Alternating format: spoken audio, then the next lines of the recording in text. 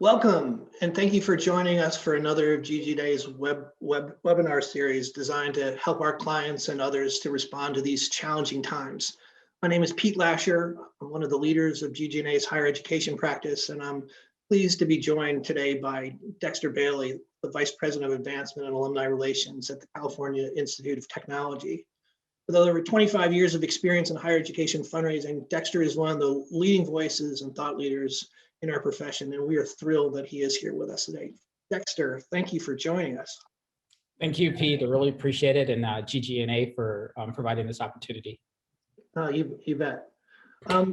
Dexter, one of the things that's so impressive about your career is that you've held leadership positions at a number of great institutions: University of Washington, University of California, Berkeley, Worcester Polytechnic Institute, and most recently SUNY Stony Brook, where you led the most successful campaign in SUNY history. And in those, you've had to manage transitions from one organization to another. And I'm wondering if you could speak to what you've learned about during those experiences. Yeah, thank you. So, and good afternoon to everybody in some places, and good morning to those on the West Coast. So yeah, I've had to transition a number of times. I think I would probably start off by saying, once I decided that a career in advancement was the right career for me, I did recognize that I needed to move around in order to achieve the goals that I had set for myself. And we could talk a little bit about that later on.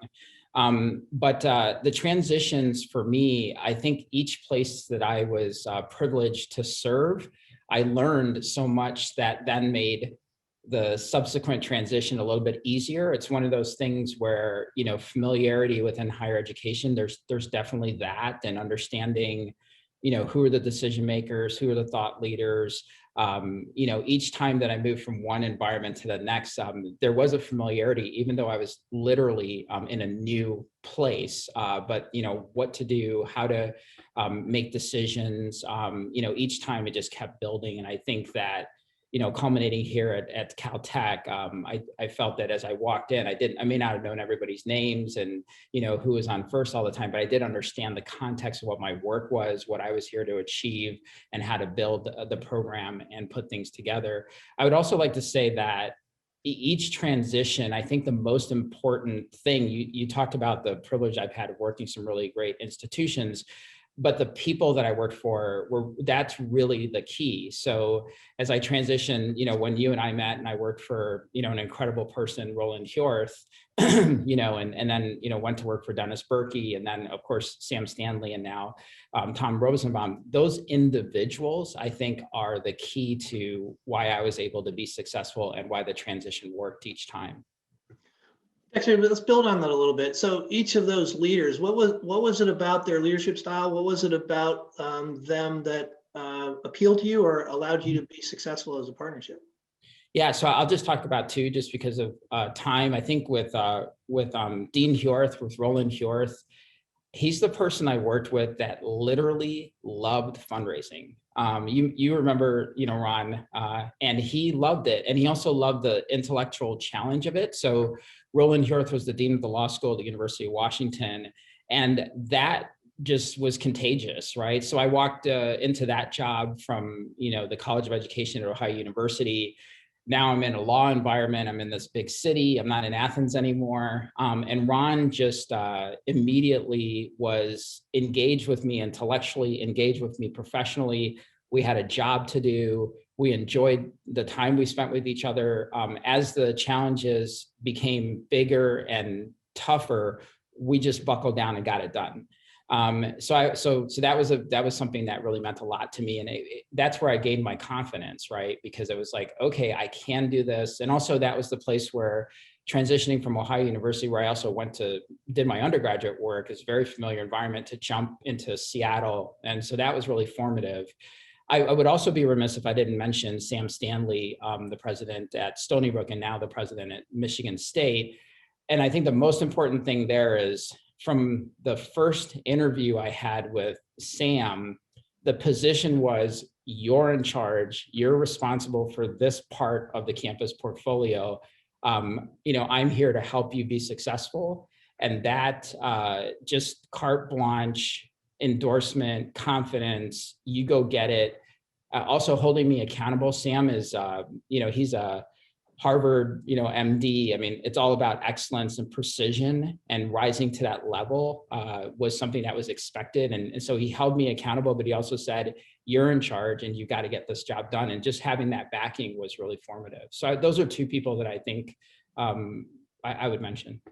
It's interesting you hear that sort of being held accountable. So you had mentioned earlier about setting goals. When you set goal, are you talking about those performance goals, or are you talking about other goals around your career?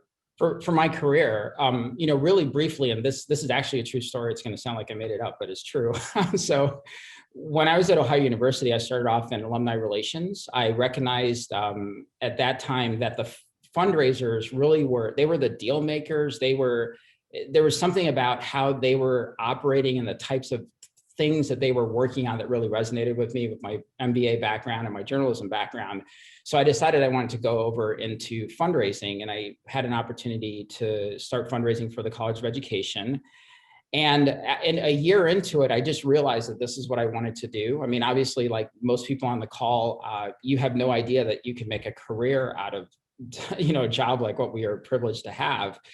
And I remember I sat down and I decided that I wanted to set some goals. So if I'm going to do this, like what I want to achieve. And I literally wrote this down on a napkin in Athens at a bar. And I said, I wanted to be a vice president for advancement. I wanted to be a vice president at a school ranked in the top 100. Why I decided that, I don't know. I wanted to be a VP before I was 40. And I really thought that I wanted to be the person that people, when I, in my work as a vice president, people would, for lack of a better word, kind of respect the work I was doing and admire the work I was doing because I was doing it the right way. And those were the four things that I set out to do, which then led me to meet you at UW, because I recognized that I needed to leave the comfort environment of Athens and Ohio University in order to chart that path. And I hit all those goals ahead of time. I didn't know that. What a fantastic story. Yeah. Dexter, I wonder if you'd speak to your experience as an African-American leader in our profession. Yeah. And Pete, so for full disclosure, Pete and I, talked about this a little bit. And I think that the most appropriate way to answer this question is to be extremely candid. So as a Black leader in advancement, we're rare. As a Black male, it's rare. As a Black male at some institutions that are so highly ranked is also rare. So as much confidence as I have about the work that I do, there's still to this day a little bit of insecurity, a little bit of sense of I have to do more than my white counterparts in order to be respected or to be considered amongst the best. There's still a sense of others judging you. I mean, I don't know if this is real, but I feel, a little sense of judgment. And then there's also, which is the difficult thing to talk about, but it is true. There's also your natural kind of IQ and instincts being a Black man when you're in some situations where you understand that your skin color may not make you the right advocate to move the ball forward or to close the gift. So to be really candid about it, those are things that I've experienced in my career. I'm sure that there are probably situations where things have happened because of my skin color where I'm not aware of it, but I think it's important to push through. And I think also a obligation that I have that is not a burden, it's an obligation, is to reach across the aisle, find other people of color, be advocates. So I'm the kind of person where I'll pick up the phone, and if I know that a African-American or woman or somebody that I respect that's worked for me that I can vouch for is looking for a job, I'll proactively reach out to the hiring person and offer to say positive things about that person, right? And to help them get placed and to help them move their careers forward. And I always take phone calls on weekends. I mean, most people that know me will know that I always make myself accessible to help others move forward. No, So my next question, I think the first bit of advice you're going to, I think I know it's going to involve going to a bar with a napkin and writing 4 things down. But Right. what advice do you have to other people of color who have decided to pursue a career in advancement? Yeah, I mean, honestly, Pete, is exactly what you said. Come up with a plan, figure out your plan. Where are you going? What do you want to do? What do you want to achieve in this role? And I think that plan, you shouldn't be immodest, right? You should develop that plan with your aspirations on it, whether you want to be VP, whether you want to start your own foundation eventually, whether you want to, be the chief person for charitable giving at a major corporation, whatever it is. I think you do need a plan, because without knowing where you want to go, you're going to remain aimless in your career. And you're probably going to find yourself spending a lot of time collecting injustices about why you don't have this or why you don't have that, or your salary's not where it's supposed to be, or your title's not as supposed to be. But what I tell people is that all those things are in your control. If you're in a situation and you feel like, hey, I deserve this and I've been passed over 3 times, you're in the wrong place. The answer is obvious, but you have to have the courage to say, wait a second, I have my plan. I know what my target is staying here another 5 or 10 years in line with that target and it may be, I'm not saying that we should all be jumping around to 16 different institutions, but have a plan. And I think fundamentally that's true. That's the key. And I also think be true to yourself. Not everybody's good at this job. And I've hired probably at this point, hundreds and hundreds of people. And a lot of them have failed. This is a hard job. It's a complex job. It's a job that requires not only a very, very strong work ethic, but it also takes an intellectual aptitude for instinct. While at the same time, you have to be humble and you have to be a servant leader and you have to be comfortable being behind the scenes when you did all the work to close, a $10 million gift and other people are going to take credit for it. You have to be comfortable with that, right? So it's a complex place to be. But I think you should control your destiny and make decisions that are right for you and right for your family. The institutions are not necessarily looking out for you. It's not like they're trying to harm you, but institutions are institutions, and it's your responsibility to set your course. And so here, your course has brought you to a top 100 institution, CASE top 50 institution. And so now you've been at Caltech, I think, for 18 months. Is that 19? That's correct. Yes. Yeah. So how have your experiences at these other institutions? Well, first of all, let me ask the question: what attracted you to Caltech in the first place? Yeah, if you'll indulge me, Tom Rosenbaum attracted me to Caltech. So, I think we all know about Caltech, and I think it's one of those institutions that is a really elite institution, and they do a lot of science and brilliant minds. But I really didn't know that much about Caltech versus if you had asked me about Berkeley or USC. But the first and most important thing, as I said earlier, was really the people. So, if you'll indulge me, I was the headhunter, Jack Gorman, asked me to take a call with Tom. I wasn't interested. And Jack said, because Sam Stanley was leaving to go to Michigan State, so it kind of opened up an opportunity. My wife's from Washington State and Alaska, so coming back to the West Coast was always an objective, and so seemed like the timing was right. So Jack convinced me to take a call with Tom. I reluctantly did it because I really at the time wasn't necessarily sure what I wanted to do, whether stay at Stony Brook for a little bit longer or make a leap. And so I scheduled this half-hour call with Tom. It's going to sound a little creepy, but I got in my car and I drove over to a parking lot that was across from the child care center. And I'm sitting in my car talking, watching the kids play. And, an hour later, I think Tom and I just totally hit it off. And he educated me on things and objectives and goals at Caltech that I wasn't aware of. But there was a familiarity with that conversation, just like I got excited to say yes to Sam Stanley and I got excited to say yes to Ron Hjorth. That feeling is what I had. And really, that was the jumping off point. Then I started thinking, do I really want to go to another university and do a third vice presidency? And I went through a process in my mind of saying, maybe I'll join Pete and become a consultant, or maybe I'll, go to be an allocator. Maybe I could run a foundation because I was running a foundation in Stony Brook, or maybe I could work in the corporate sector. And then I started studying Caltech, and it's so different from other universities I've worked at. It's a research institute with a teaching mission, if that makes sense.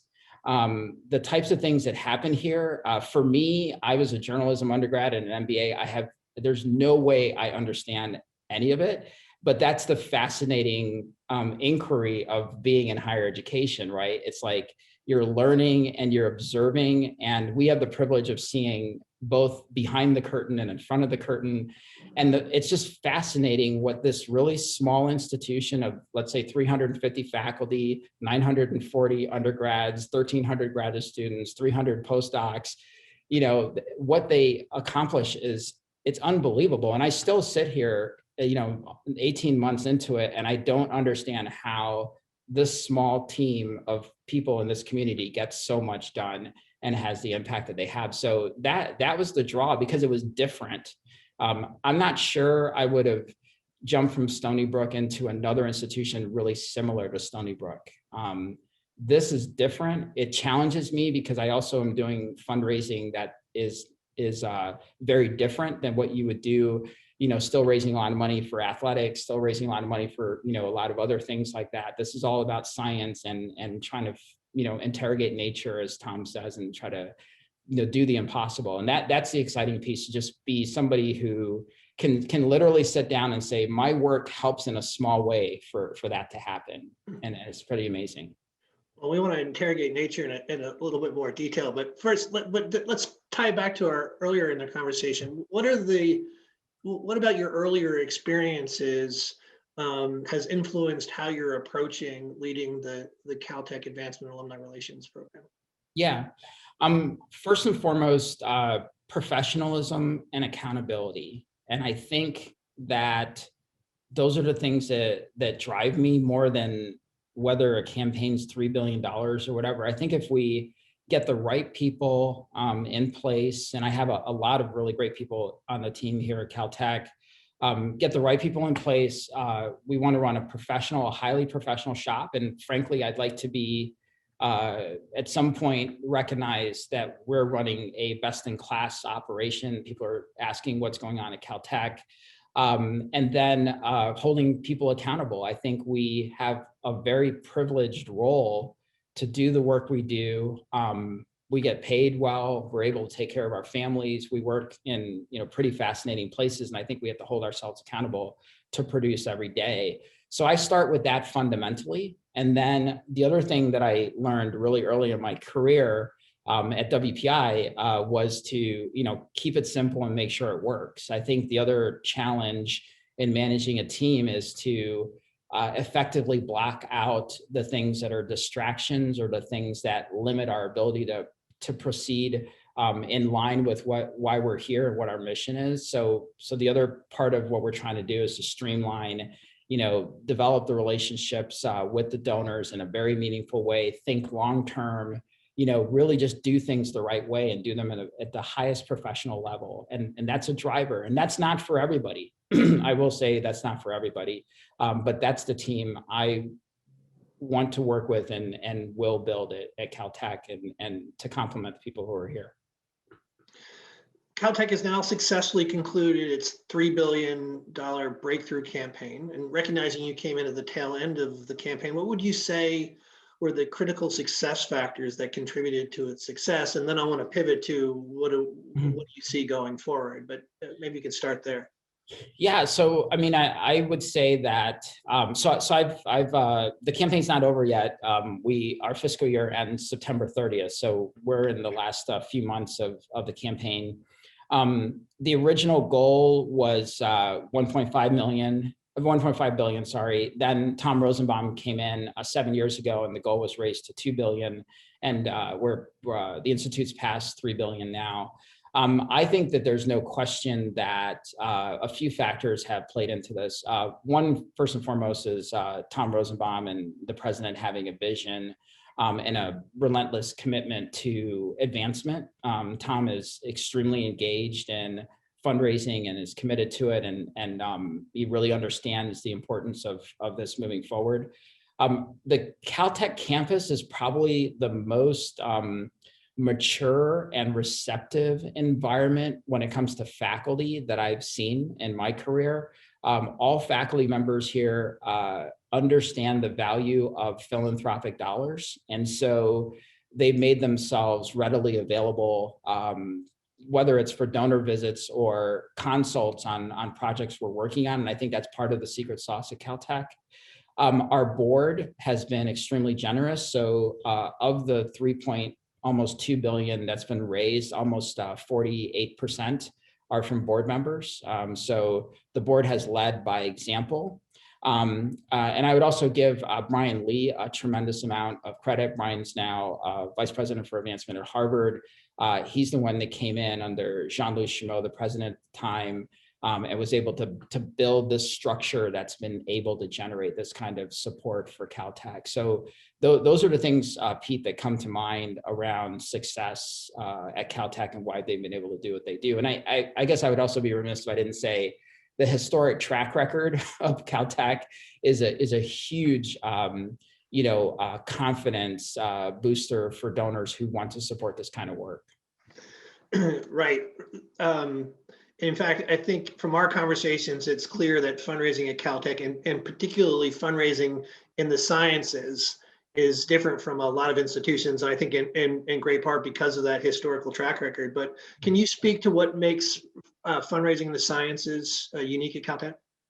Yeah, so Caltech's special kind of approach is interdisciplinary. So at most schools, you would have colleges and schools and deans, and even though the rhetoric or the discussion would imply a lot of cross-pollination and interdisciplinary, when you actually look at it, we've all worked at these schools, there's not as much as you would expect. At a place like Caltech, those boundaries don't exist. So we have 6 divisions, we have division chairs, not deans. Many of the faculty members have multiple appointments in different divisions and or interdisciplinary centers or institutes. So that's just a big part of the core that I think is important to understand about Caltech. The second thing I think, which is really important, is that as a result of that, the fundraising needs to bring in dollars that give you flexibility to adjust and adapt depending on where the science or the faculty see opportunities. So the biggest challenge here is that most donors are trained, and we train them from their senior class gift to be extremely prescriptive about their charity, right? So we were like, you're gonna give a senior class gift and we're gonna buy a bench, or, and at Caltech, we're actually trying to do the opposite, which for me is an evolution. I'm still working through it because I'm used to working with donors, narrowing the field, being really prescriptive about what we're going to do with their money. You know what I mean? And this is a place where it's like, well, we want to explore, this part of this, area of science, and we need money for it. So, we need support for our graduate students, but we need flexibility because a graduate student may be in physics, and then the other one we need may be in mathematics, and the other one may be in chemistry, right? And same thing with our labs. We're trying to raise dollars where the faculty members can make the adaptations they need. I mean, fundamentally, we have several faculty members now that are on the leading edge of fighting COVID-19 because they had the flexibility and access to the dollars to immediately, stop or pause what they were doing and start concentrating on the pandemic. It wouldn't have happened to a significant degree without philanthropy. And then of course, NIH had some rapid funding and some states had rapid funding, but philanthropy was a big part of it at Caltech. And we have some people right now, Pamela Bjorkman and others that are really on the cusp of some significant breakthroughs. I think that is so fascinating, this sort of lack of restriction. You've been talking about it in terms of flexibility and being able to adapt and adjust, but and even some of your largest gifts in the campaign had limited restriction, which Right. then begs the question of how do you go about stewarding these gifts? How do you demonstrate impact when people have given to, they haven't had that expectation or restriction tied to their gift that would be easy to be able to normally demonstrate that kind of impact? Right. So it's a highly intensive, high touch stewardship program. And I think I inherited a very strong stewardship strategy at Caltech. So, to kind of break down some of the pieces, yes, we do pretty elaborate printed reports, more digital since the pandemic. That'll capture, individual faculty members, graduate students, what they're doing, that the normal kind of summary. In between that, there's a real proliferation of faculty engagement. So whether at times they are one-on-one engagements or at times presentations where the donors are be able to participate.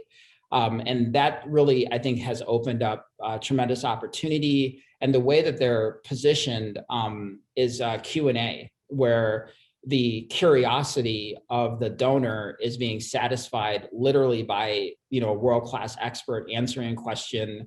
And what I've noticed about Caltech faculty is they're very receptive. It's not a culture where, because I'm, way more learned than you in, quantum materials, you're going to ask a question that I would not be comfortable responding to or feel is a stupid question. They seem to have a really strong culture around facilitating inquiry and also the teaching part of their lives. So, the things I've seen here have been very high touch, significant engagement.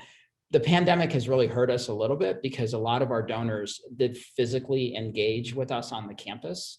And so that has been a challenge as we made that adaptation. And I think the longer this goes on, things are waning a little bit where people are like, okay, like I really love the webinar, but I'm going to a bunch for these other schools too. I really can't wait to get back to campus. And once we can open that door again, where people can come into labs and touch and feel the progress, that's a big part of our, how we do the work we do. Yeah. So forgive me for concluding your campaign 4 months early. I didn't mean to do that to you. No, it's so good. But the fact that you've surpassed that $3 billion total is extraordinary. But now you're already thinking about what comes next. You're already planning for, I believe you described it as a bridge campaign at one point that's really focused on the student experience. Can you take us inside your early thinking and tell us how this initiative would be different from the Breakthrough campaign, the objectives of the Breakthrough campaign?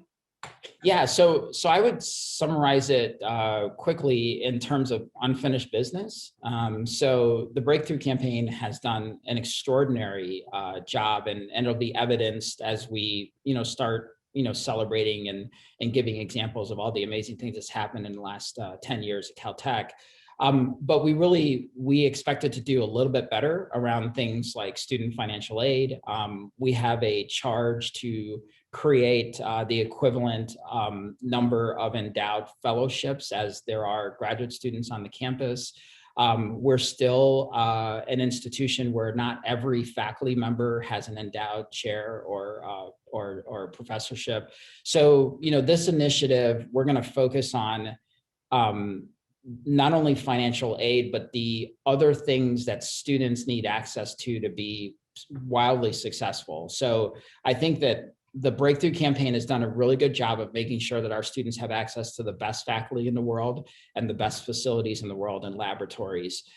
We do see opportunities around things like the Career Services Office or the Health and Wellness Office and mental health or physical health, around things like their growing interest in athletic activities. So, there's some facilities that we could upgrade there, around areas around even things around diversity and inclusion training, so that when they leave Caltech and move into their communities and their businesses, they have that toolkit as well. So it's really looking at the holistic experience of being at Caltech and not just the research and academic part. And we're going to try to tackle that in a 2 to 3 year initiative, while still The big challenge is going to be, we still need to maintain our run rate for the research and all the other things that we're being asked to fundraise for. And I do also want to say too, Pete, there's growing pressure. Well, it existed prior to my arrival, but there's growing pressure around pure unrestricted gifts, because the budget is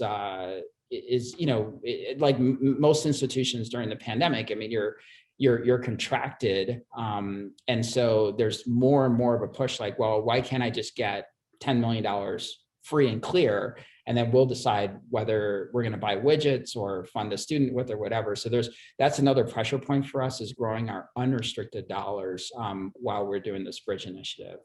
It's going to be exciting times ahead. An interesting challenge for you and your team. Dexter, thank you. This has been so super valuable to all of us. And of course, thanks to everybody for joining us today.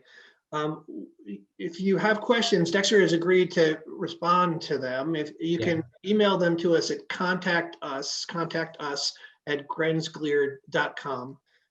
In the meantime, we'll hope that you'll continue to join these webinar series, and we'd love to talk with you if you have any questions. So thank you all for joining us today. Thank you, Pete. I appreciate it. And thanks everybody for joining.